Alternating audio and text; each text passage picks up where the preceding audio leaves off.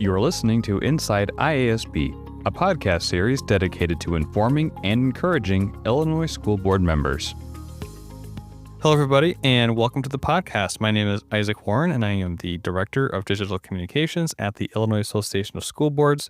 And with me today, I have Kristen Fitzgerald back again to talk with us about the Vision 2030 Advocacy Initiative. So, Kristen, thanks for coming back on the podcast.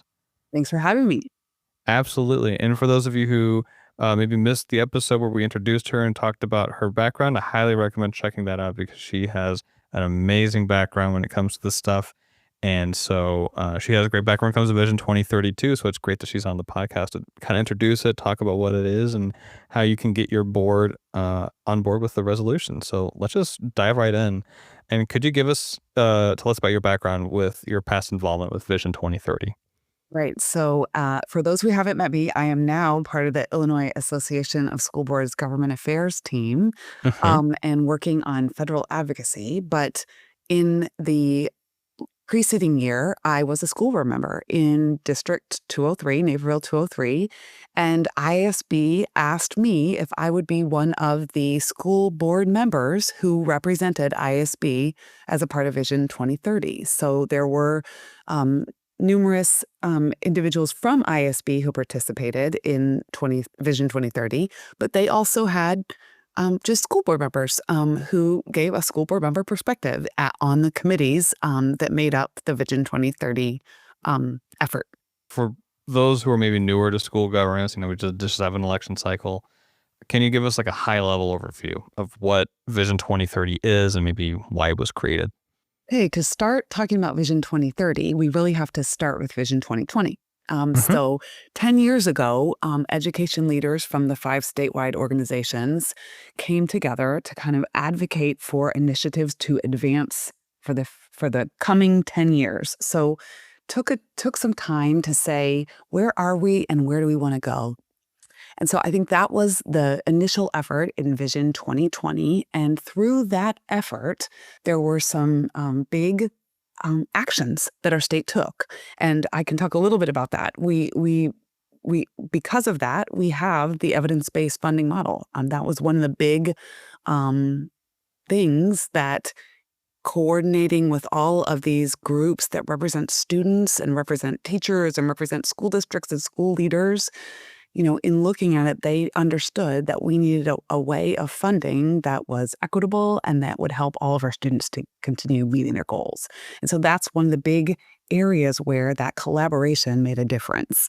Another area is the Illinois Balanced Accountability System, which the group worked on. And so Vision 2020 really was a positive, successful effort to move our state forward for education. And so that's what Vision 2030, that's the background for Vision 2030, is that we were taking the opportunity to do that again, to say, where are we now and what do we need to do? And it's a privilege to be able to stop and think that through, and then to take coordinated actions to get ourselves there. And so that's what Vision 2030 attempts to do, is take stock of where we are right now and where our students are right now and say, what kinds of actions do we support that will help to move our students forward so that they are where we want them to be in 2030? So that's kind of a high-level overview of what led to the effort and what the goals were of the effort. The Vision 2030 initiative is essentially comprised of 3 pillars. Could you go through, just give us a high-level overview of what each pillar is and maybe just a little bit about it? Yes, definitely. So I think that there are 3 areas that we really focused on. The first one, the importance of our work with students to keep students in school safe, to attract and retain educators, to enhance our post-secondary success, and to look at all of those areas like future-focused learning, all of those different areas where we can do that, where we can work together to do that. We also really believe that it's important to be able to effectively measure our student growth. so that we have shared accountability, but that it fairly and effectively measures our student success by considering growth and proficiency over time. So I actually sat on the assessment committee. That was a really important discussion that we had about the ways in which we measure how our students are doing, what we're measuring, and how to reflect a true picture of our students' growth. And then the last part is that the acknowledgement that all of those things, but all of these goals require long-term, predictable, and sustainable funding. So looking at that and ensuring that we are working with our state to help provide that. And I think that our state is a portion of that. Our local taxpayers are a portion of that. Our federal investment is a portion of that. By acknowledging just how important it is for schools that we have that predictable and stable funding source. And so I think those are some of the three main areas that we really work together to kind of set a vision for where we want to be in 2030. Gotcha. Yeah. And you kind of hinted at this in your answer just now about how it builds on the success of the previous initiative, which was Vision 2020. And that led to major reforms like the evidence-based funding formula, which we all know now. What lessons would you say from that previous initiative, Vision 2030, how has that shaped the goals of Vision 2030? Well, I think it really highlights how important it is for us to do this kind of work, how important it is to gather everyone representing our school districts and school leaders and say, kind of, what do you see as the big needs? And I think it also gave us a lesson that when we do that, we can have success. We can move the needle forward for Illinois students, and we can, see big changes that help to support us with what we need going forward. Yeah, that's excellent. One of the pillars of Vision 2030 is the future-focused learning. Can you explain what that looks like in practice and how school boards can support that in their districts? Well, I think that builds on some of the work that is happening within the state of Illinois in helping students to really catch a vision for their future. So as a school board member previously, this was a big focus for our district. We were looking at how can we ensure that our students have transformative experiences that help them to capture a vision for their future. And I think that is an area where school boards can really help to partner with their community. So in the case of my previous district, we had an actual working group that relied on local businesses and local partners to connect with our school district to help to give our students access to this kind of a transformative experience. And so we were able to connect in that way as board members and as our school district working together. And then work came from that for our students in terms of establishing career pathways. So the state, that's an area that the state has really looked at. And that's an area that we think is an important area in terms of future focused learning to help our students 6th grade on catch a vision and then continue to take actions that help to sort of pave the way for their future. So as a school district, working to set out the number of pathways that you want to be able to offer for your students, the connections that you need within the community to be able to offer transformative experiences like internships and other areas. Those are the kinds of goals that you can work with your superintendent and your district officials to set. What are our goals for pathways? How are we going to connect with our local businesses? What do we hope to be able to offer for our students? And that kind of an experience for students is transformative. And I can say that as a parent. Having been a board member and listening and watching our school district go through this process of looking at these different career pathways, I was very educated as a mother as to what kinds of opportunities there were out there. And my own daughter was our very first in my school district, our very first at her high school, to get the pathway endorsement for the health area, in Wow. part just due to the fact that we knew it was there, and she was interested, and she went through the process of doing that kind of work. And so she was able to actually do an internship at a local hospital in their cancer center, to get that kind of transformative experience. And that's what we're hoping to, that's what Vision 2030 hopes to make as a possibility for all of our students, is that future focused work that connects them in real time, in real world experiences, to be able to better prepare them for their future, whether that's a career, whether that's college, whether it's both. That's the kind of thing that this effort is looking to support in terms of the work for local school districts. Yeah, and it's really cool to hear how that pipeline from school to post-school life is changing, because I think, you know, way back when type of thinking was everyone follows the exact same trajectory. Everyone goes to school, everyone goes to college, everyone gets a job. And it's the exact same regardless. But now this is a lot more customized, and it gives students at such an early level the option and the ability to be a bit more fluid in how they want to take their career, because not college isn't the same for everyone. Not everyone decides to go to college or wants to do that, and they have other options, doing trades, things like that. And I think it's really cool to make sure that they're aware of their options that they have while they're still in school, and have that framework to continue to make good decisions about what they want to do with their life going forward. That's just really, really encouraging to hear.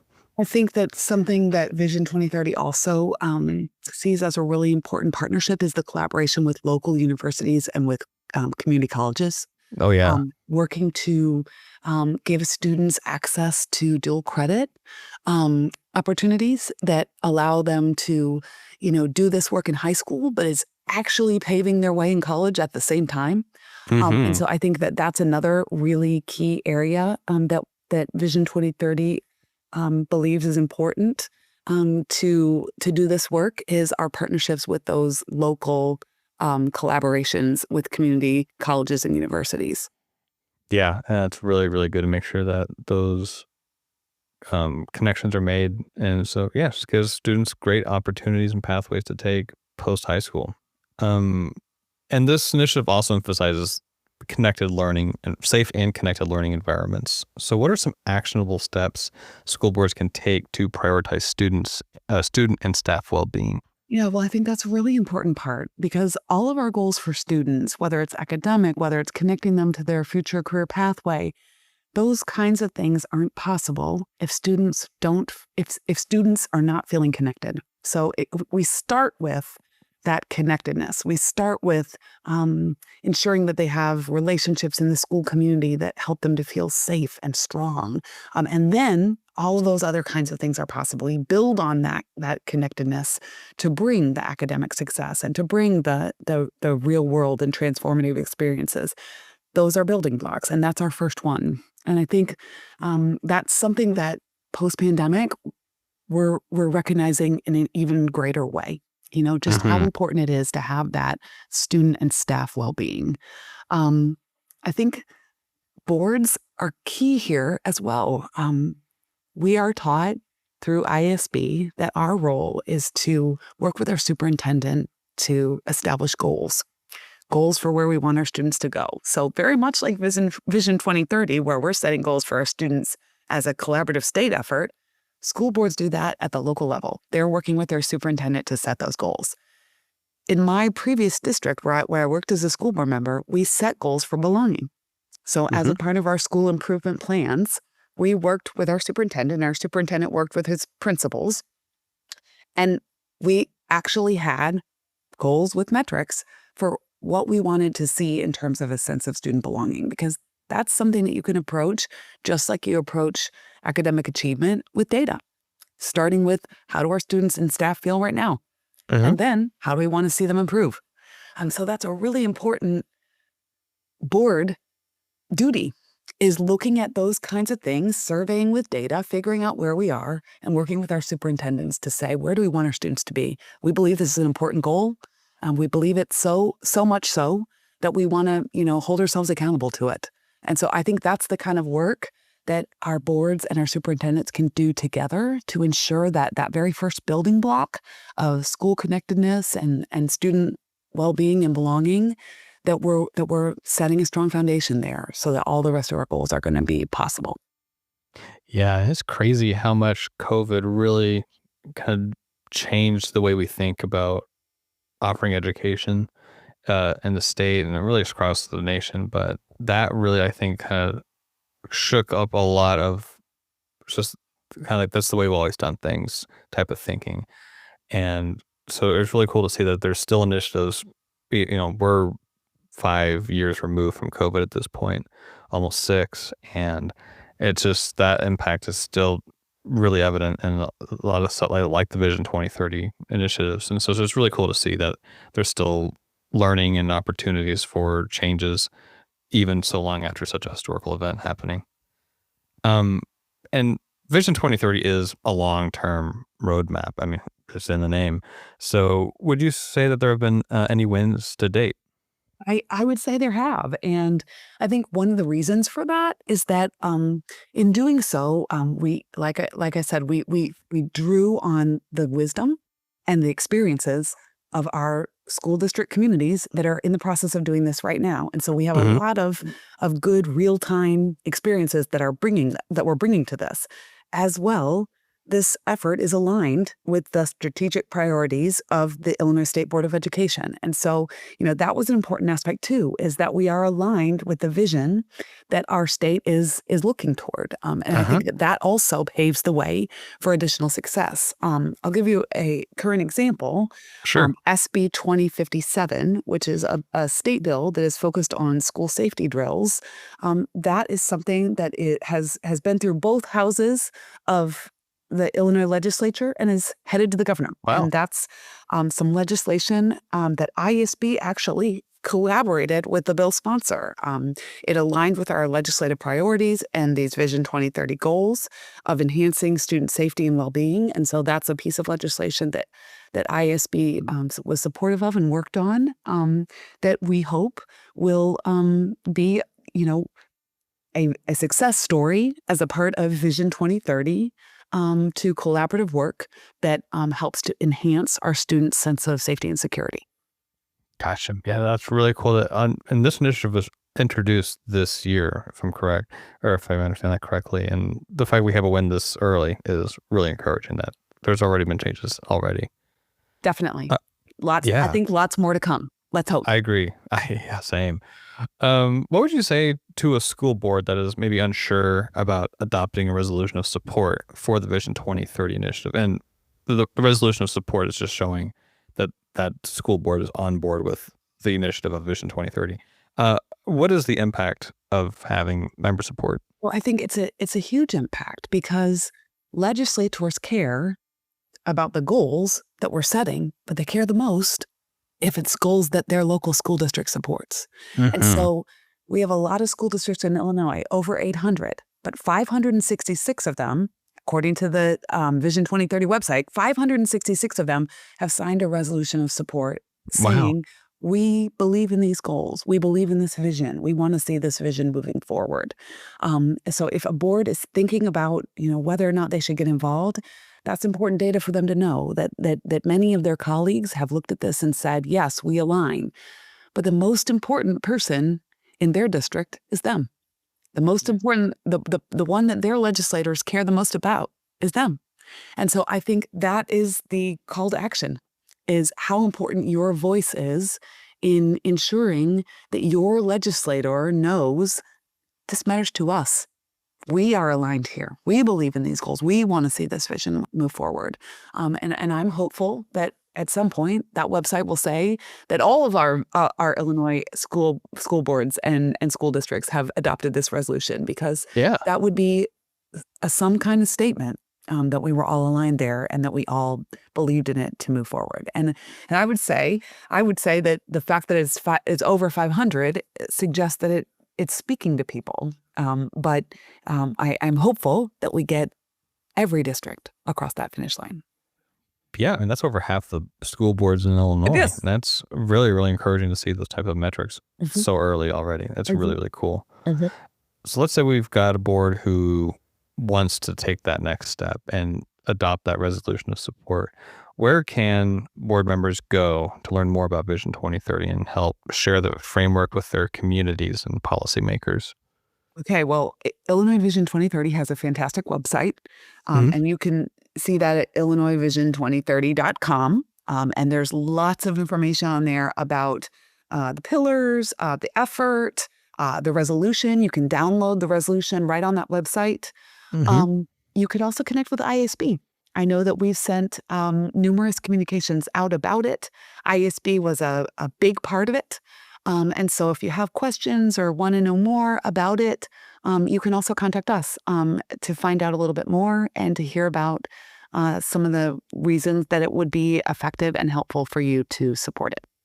Yeah, ISP is always here to help and answer any questions about Vision 2030, and their website is fantastic. It's got everything you need, all the information, and the resolution is just right there to download. I mean, it makes it very simple to get on board with this initiative. But yeah.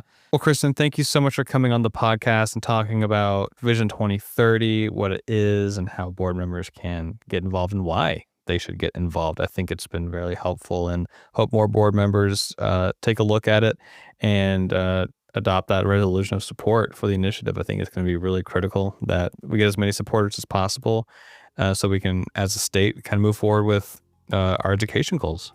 Sounds great. Can't wait to see if we can get all those Illinois school districts to support this. Thank you for listening to the podcast, and thank you for your dedicated volunteer service to public education. If you would like to stay up to date with future episodes, please consider following us on Spotify, Apple Podcasts, YouTube Music, or your platform of choice. Have a comment or question?